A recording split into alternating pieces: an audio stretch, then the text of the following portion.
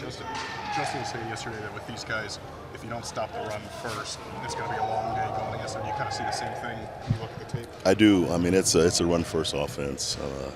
It's an offense that has an experienced quarterback. If the play-action pass is working, it's tough to stop them. You have two good backs in Montgomery and Gibbs. They both can hit home runs in the run game, and they have a good tight end and a good receiver. So that's NFL football. Every week it's the same. It's quarterback, it's receivers, it's run game, it's pass game. So for us, it's about us doing things right and tackling and coverage, playing great leverage, and taking the ball away. That's our formula to win. Vance, is this the most pre-snap movement you get from a team since Miami, do you think? Yeah, absolutely. And the team speed is very similar with Gibbs and Williams. Those guys can really run. So it's going to be a challenge to communicate fast and be in right positions, because if you're not, you're chasing that speed, it could be bad. We've been there before. So, having a plan that calms our guys down early, but also, stay in attack mode. So also, not just be on our heels. But it's a challenge. Every Sunday is something different. And this team is multiple as far as personnel and multiple as far as concepts. And they have speed, so that makes it scary. He messes around with eligible players a little more than some guys do, right? He does. He's moving guys around, but we have some calls where it's going to be calm for us. That's the key, how we start the game. In the first 15, it should tell a story in the game. But, we have a plan for it, and hopefully it's clean. You talked about attack mode. It seems from an outside perspective, you've done that more recently, and you've been able to get more aggressive with that. Why is that?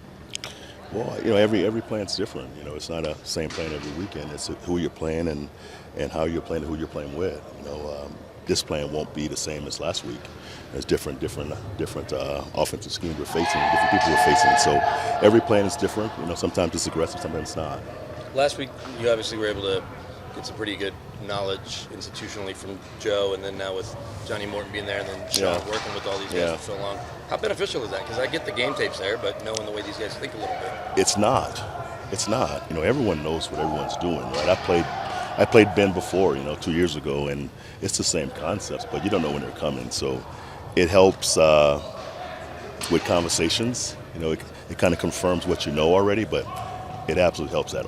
Zero effect on the game. When I talked to Jaquan after the game, he said you told him before the Chargers game, hey, you're ready to blitz a little more. We talked to Sean today. He said there is an art to blitzing. Why is he so good at it? Is it instinct and timing? Because he's disruptive. Yeah, it's a combination of both. It's timing, it's instinct, it's speed, it's his natural ability. He has a knack for feeling the cadence. When it's ending. And his timing is really good, and once he's moving, he's fast at full speed. Most guys are great blitz, like Buda Baker.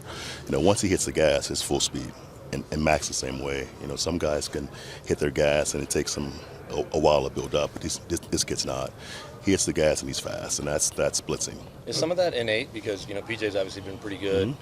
Coach, when we asked him this morning, mentioned Brian Dawkins, because these guys don't grow up rushing the passer. No, they don't. So to throw them into this situation, do the same thing. I guess it's just an instinct. Absolutely, and it's natural for PJ also.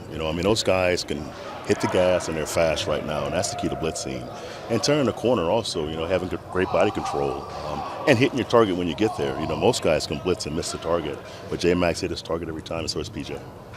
Laporta, what sort of challenges is he there in the middle of the field for them? He's the tight end. That's always tough to kind of gather on first, second downs. Third downs is easier, but first, second down is tough because those guys are involved in all parts of the game, run game and pass game. So it's tough to put your coverage package to a tight end on first, second down when the run game is so good. So he's having a great year for him. He's big and fast, and he's a competitive blocker, but he's a mismatch in the pass game versus safeties and backers. We talked about those. Why do you think the defense has been so effective on third down situations?